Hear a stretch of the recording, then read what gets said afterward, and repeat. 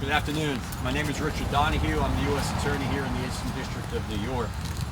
A short time ago, a federal jury here in Central Islip returned verdicts convicting former Suffolk District Attorney Thomas Spota and the chief of Spota's Public Corruption Bureau, Christopher McPartland, on all counts relating to their obstruction of a federal civil rights investigation carried out by the FBI and the United States Attorney's Office for the Eastern District. The jury found that Spota and McPartland conspired with others to cover up then Suffolk County Police Chief James Burke's beating of an incarcerated, in custody, shackled prisoner inside the 4th Precinct Station House in Hop Hog in 2012. The victim had been arrested for stealing personal items from Burke County vehicle. At the time they committed these crimes, Spota, McPartland, and Burke were the 3 most powerful state law enforcement officers in Suffolk County. As such, they thought they were untouchable, but they were wrong. Spota, McPartland, and Burke casually abused the power they were entrusted with and turned their backs on the law that they were sworn to uphold. During the course of the Eastern District and FBI investigation, Spota, McPartland, and Burke pressured and threatened witnesses in a failed attempt to hide the truth. They even encouraged witnesses to lie under oath, but their plan failed. Ultimately, Spota and McPartland were indicted.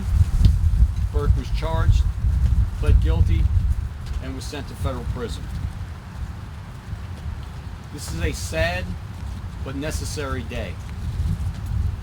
Whenever law enforcement officers are found to have violated their oaths, their sacred trust, a bond is broken, and the entire society suffers. But by holding such criminals responsible in public court, we reestablish and reaffirm our core principle that this county and this country is governed by laws, not men, no matter how powerful those men may be.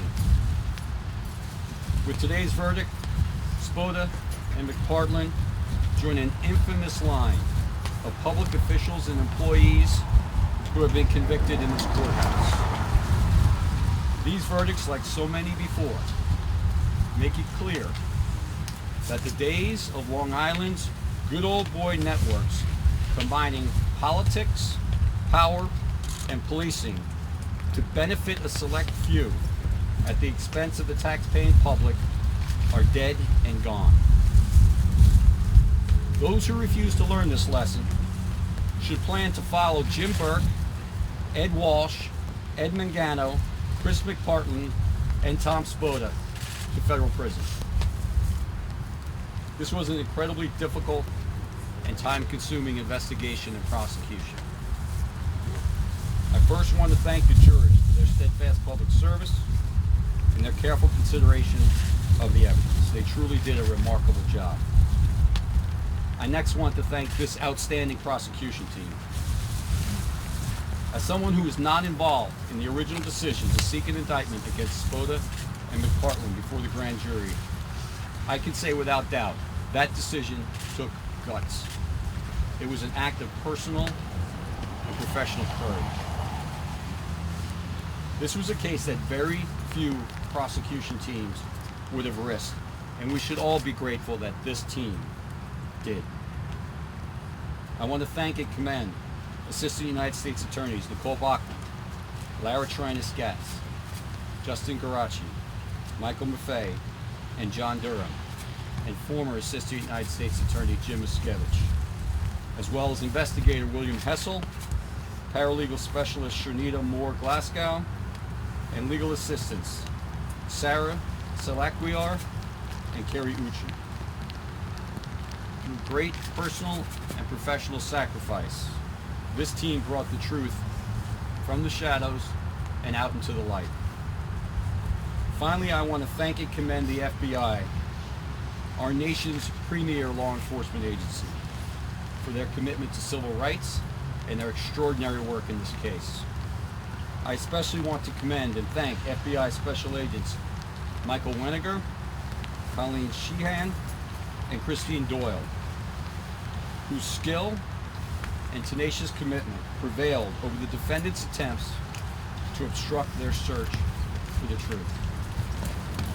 Because the defendants are now pending sentencing, we are not going to take questions today, but we look forward to speaking to you in the future.